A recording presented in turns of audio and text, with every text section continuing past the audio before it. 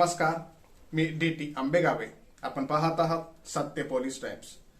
नाको coordination centre समिती जिल्हा रायगड आयोजित संकल्प नशामुक्तीचा पोस्टर्स आणि निबंध स्पर्धा 2024चं गोमवेदक विद्यामंदिर आणि कला वाणिज्य आणि विज्ञान कनिष्ठ महाविद्यालय तळा येथे अंमली पदार्थ विरोधी जनजागृती करण्यासाठी शुक्रवार दिनांक 9 फेब्रुवारी 2024 रोजी व्यसनाधीनता एक सामाजिक समस्या या विषयावर सदर स्पर्धा आयोजित करण्यात आली होती. या पोस्टर आणि निबंध स्पर्धेत यश संपादन केलेल्या विद्यार्थ्यांचा प्रमाणपत्र देऊन गौरव करण्यात आला. पोस्टर स्पर्धेत अंश विनोद कोलवणकर प्रथम, जान्हवी रमेश साळवे द्वितीय, तर संस्कृती गणपत कांबळेकर हिनं तृतीय क्रमांक पटकावला. तसेच ज्युनियर कॉलेजनं आयोजित केलेल्या निबंध स्पर्धेत रितेश राजेश नागे प्रथम, जयश्री किशोर काप द्वितीय, तर श्रुती महेश ठाकूर हिनं तृतीय क्रमांक पटकावला. सर्व यशस्वी विद्यार्थ्यांचा तळा पोलीस ठाण्याचे सहाय्यक पोलीस निरीक्षक श्री गणेश कराड आणि ज्युनियर कॉलेजचे प्राचार्य श्री दिलीप ढाकणे यांच्या हस्ते प्रमाणपत्र देऊन सन्मान करण्यात आला. या प्रसंगी श्री विनोद कोलवणकर, श्री सुहास वावेकर आदी मान्यवर उपस्थित होते. यावेळी व्यसनाधीनता एक सामाजिक समस्या या विषयावर सहाय्यक पोलीस निरीक्षक श्री गणेश कराड व प्राचार्य श्री दिलीप ढाकणे यांनी मार्गदर्शन केलं. विद्यार्थ्यांनी मोबाईल इंटरनेट वापरताना योग्य त्या प्रमाणात वापर करावा, मोटरसायकल चालवताना सर्व नियमांचं पालन करावं, मोबाईलवर आलेल्या फसव्या मेसेजेसला रिप्लाय देऊ नये असं श्री गणेश कराड यांनी सांगितलं. तर ज्युनियर कॉलेजचे प्राचार्य श्री दिलीप ढाकणे यांनी विद्यार्थ्यांनी मोबाईलचं जास्त व्यसन करू नये, त्याचा अभ्यासासाठी उपयोग करावा असं आवाहन केलं. पोस्टर स्पर्धेत सहभागी झालेल्या विद्यार्थ्यांचे पोस्टर पाहून एपीआय श्री गणेश कराड यांनी कौतुक केलं होतं. या पोस्टर स्पर्धेत इयत्ता 7वी ते 10वी पर्यंतचे 26 तर निबंध स्पर्धेत ज्युनियर कॉलेजचे 32 विद्यार्थी सहभागी झाले होते. सर्व यशस्वी विद्यार्थ्यांचे तळा पोलीस ठाण्याचे सहाय्यक पोलीस निरीक्षक श्री गणेश कराड, संस्थेचे पदाधिकारी, मुख्याध्यापक, सर्व शिक्षक, शिक्षकेतर कर्मचारी आणि पालकांनी अभिनंदन केलं. या कार्यक्रमाचे निवेदन श्री सुहास वावेकर यांनी केलं. यावेळी ज्युनियर कॉलेज व गोमवेदक विद्यामंदिरचे शिक्षक आणि विद्यार्थी उपस्थित होते. सगळ्यात महत्त्वाचं म्हणजे मित्रांनो, जी स्पर्धा आपण या ठिकाणी ठेवलेली होती, ही स्पर्धा होती व्यसनमुक्तता याकरता. व्यसनाधीनता ही एक सामाजिक समस्या आहे, हा एक विषय ठेवलेला होता निबंध स्पर्धेसाठी. निबंध स्पर्धा ज्यावेळेस या ठिकाणी घेण्यात आली आणि आम्ही निबंध वाचत होतो. निबंध वाचत असताना मुलांनी खरंच खूप चांगल्या पद्धतीने या ठिकाणी लिहिलेलं होतं की काय करायला पाहिजे, काय नाही करायला पाहिजे, कशा पद्धतीनं करायला पाहिजे. व्यसनाधीनता म्हणजे नेमकं काय? व्यसनाधीनता म्हणजे आपल्या डोळ्यासमोर फक्त नशा एवढीच गोष्ट येते, परंतु ती नाही. मी त्याही वेळेस सांगितलं तुम्हाला की सगळ्यात महत्त्वाचं आहे सध्याचं जे युग आहे त्याच्यामध्ये मोबाईल हा एवढा इम्पॉर्टंट आहे की त्या मोबाईलशिवाय आपण जगूच शकत नाही. मला खरंच सांगा बरं प्रामाणिकपणे, तुमच्याकडे किती जणांकडे मोबाईल आहे वैयक्तिक? हे आहे की एकमेकांशी कम्युनिकेशन झालं पाहिजे, हे त्याचा बेस आहे. मी ज्यावेळेस कॉलेजला होतो त्यावेळेस मोबाईल्स नव्हते, कोणाकडे तरी एखादा मोबाईल असायचा एवढा साईजचा, खूप मोठा, आणि त्याला एक अँटेना असायचा आणि तो माणूस असं कुठंतरी बसलो आम्ही कॉलेजच्या कॅन्टीनला वगैरे तो येणार आणि मग ते मोबाईल ठेवणार. आम्हाला खूप अप्रूप वाटायचं त्या गोष्टीचं, एवढं अप्रूप वाटायचं की अरे बाबा हे काय. आणि त्यानंतर हळूहळू त्याच्यात इन्व्हेन्शन होत गेले आणि त्याच्यानंतर आपल्याला एक छोटा मोबाईल आला जो एकदम 3315 वगैरे नोकियाचे वगैरे मोबाईल होते. त्याच्यावरून खरंच सांगा काय करता येत होतं? फक्त एकमेकांशी बोलता येत होतं. आपले जे नातेवाईक आहेत, जे दूरचे मित्र आहेत, जे काही पाहुणे मंडळी आहेत, एखाद्या समारंभाचा निरोप द्यायचा, एखाद्या दुःखद बातमीचा निरोप द्यायचा, याच्यासाठी ती सगळे काही गोष्टी त्या ठिकाणी उपयोगात आणली जात होती आणि खूप चांगल्या पद्धतीनं त्या ठिकाणी कम्युनिकेशन होत होतं. परंतु त्यानंतर जसं जसं बदल होत गेला तसं तसं हा स्मार्टफोन आला. हा स्मार्टफोननं तुम्ही काय करताय? किती जणांकडे स्मार्टफोन आहे? बरं असं कोण आहे का, ते जाऊ द्या, ज्याच्याकडे स्मार्टफोन नाहीये, म्हणजे मोबाईल आहे पण तो स्मार्ट नाहीये, असं कोण आहे का? आता सध्याला शक्यच नाही. मुलगा 7वी 8वीला गेला ना, तो पाठीमागे लागतोच, मला मोबाईल पाहिजे. कशासाठी पाहिजे माहीत नाही. आम्ही शाळेत जात होतो, शाळेत मीही जात होतो. 4थीला आम्हाला कुठंतरी लांब एकटे दप्तर पाठीवर अडकवायचं. आत्ता तरी पालक वगैरे येतात सोडायला तुम्हाला, पाठीवर दप्तर अडकवायचं आणि निघायचं. 1-1.5 किलोमीटरवर शाळा, 1-1.5-2 किलोमीटरवरती सगळा तो ग्रुप येणार, ग्रुपनं जाणार, ग्रुपनं वापस येणार. आता तुम्हाला मोबाईल कशाला हवा आहे? तुम्ही काय म्हणता, मला शाळेत जायचं आहे, मग मी पालकसुद्धा विचार करता, अरे नाही मुलगा मुलगी आहे त्यांच्या सेफ्टीसाठी मोबाईल असावा. ठीक आहे, त्या गोष्टी ठीक आहेत, परंतु तुम्ही त्याच्यानंतर किती वापर करता त्याचा? मोबाईलचा तुम्हाला बोलणं ही गोष्ट सोडून तुम्ही अन्य चांगला वापर कोण करतं का? काय काय बघता तुम्ही यूट्यूबवर? त्याच्यानंतर तुमचं जे काय तुम्हाला मूव्हीज बघायच्या, तुम्हाला क्रिकेटचे मॅचेस बघायचे, तुम्हाला जे काय बघायचं त्याचा वापर करता. परंतु मोबाईलचा मूळ यूज जो आहे तो एकमेकांशी कम्युनिकेशन करण्यासाठी आहे. तुम्ही ह्या गोष्टी कधीच कोण करत नाही. मोबाईलवरती अभ्यास केला जातो का? अभ्यास करतात का? अरे बोला तुम्ही बोलल्याशिवाय तुमच्या मनात काय आहे ते मला कळणार नाही आहे. अभ्यास केला जातो का मोबाईलवरती? मला वाटत नाही मोबाईलमधून कुठल्या प्रकारचं ज्ञान किंवा त्याच्यामधून अभ्यास होत असेल. कुणाचाच अभ्यास होत नाही. मोबाईलमधून अभ्यास होऊ शकत नाही. तुम्ही जोपर्यंत प्रत्यक्ष येऊन या ठिकाणी काही गोष्टी शिकत नाहीत तोपर्यंत ऑनलाईन क्लासेसमध्ये सुद्धा बऱ्याचशा गोष्टी आहेत ज्या की आम्ही आमच्या मुलांमध्ये पण ते गोष्ट बघतो. घरी मोबाईल चालू असतो सर, ते मस्तपैकी बसलेलं असतं, ते खातं मध्येच उठतं, नंतर मला पाणी पाहिजे, तो पाणी घेतं, ते काय चालू आहे त्याचं काही लक्ष नाही, थोड्याफार प्रमाणात लक्ष नाही. त्याच्या पलीकडे मोबाईलचा कुठलाही यूज नाही. व्यसनाधीनता हा जो विषय आहे याच्यामध्ये मला तुम्हाला सगळ्यांना सांगायचं आहे. मला इथं तळ्यामध्ये जाणीव नाही आहे त्या गोष्टी, म्हणजे तळ्यामध्ये मला अजून जाणवलं नाही आहे की कुठल्या प्रकारचे नशा एकत्रितरित्या कोण करत असेल किंवा नशाचे पदार्थ या ठिकाणी विक्री होत असेल. तशा प्रकारे तळा हे खूप चांगलं गाव आहे. सगळ्यात महत्त्वाचं म्हणजे इथली हवा शुद्ध आहे, सर्व काही तुम्ही निरोगी आहात, सर्व काही व्यवस्थित आहात. परंतु तुम्ही त्या दृष्टीतून तिथं जायला नाही पाहिजे. त्याच्यासाठी पहिलं पाऊल काय आहे? मोबाईलपासून थोडं जरा दूर राहा. तुम्ही मोबाईलपासून दूर राहू शकता का? इथून गेल्याच्या नंतर किती जण मोबाईल बघतात एकदम डायरेक्ट? शाळेमध्ये तुम्ही मोबाईल आणता का? मला एक गोष्ट सांगा, तुमच्या मोबाईलमध्ये सगळ्यात अगोदर वापर तुम्ही काय करता? इंस्टाग्राम, फेसबुक, व्हॉट्सअप, त्यानंतर अजून काय कम्युनिकेशनचे जे काय ॲप्लिकेशन्स असतील तेवढे ॲप्लिकेशन तुम्ही यूज करता. परंतु त्यानं काय होतं? त्याच्यावरती माहिती खरी असते का? मोबाईलवरती व्हॉट्सअपवरती फिरणारी जी माहिती आहे ती खरी असते का? त्याला कुठलाही आधार नसतो. मग आपण त्याला प्रमाण मानतो आणि त्या पद्धतीने चालतो. ते तसं शक्य नाही होत.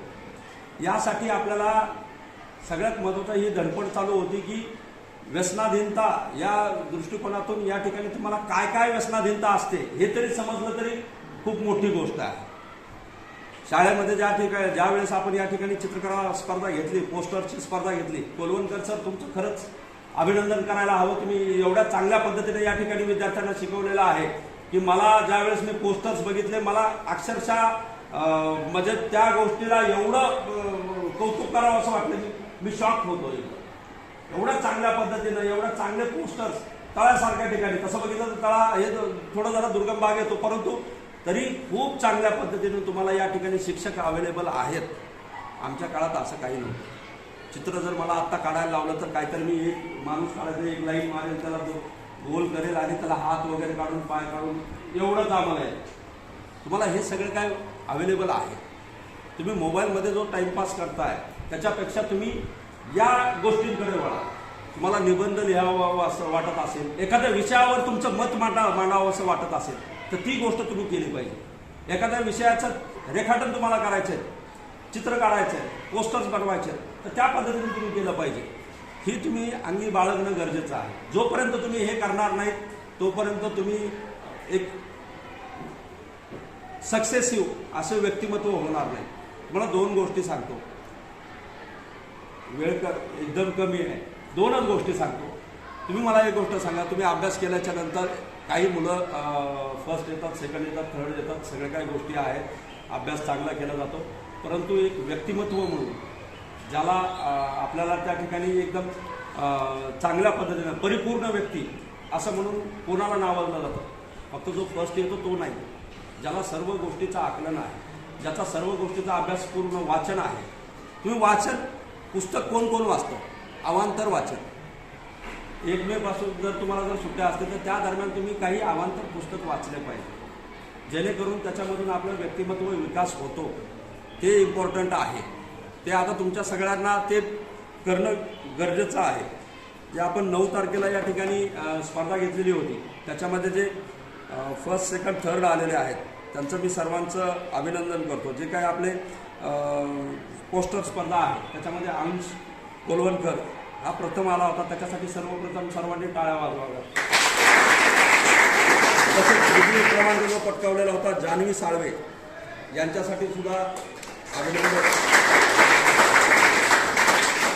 संस्कृती कांबळेकर यानं तृतीय क्रमांक पटकावलेला आहे.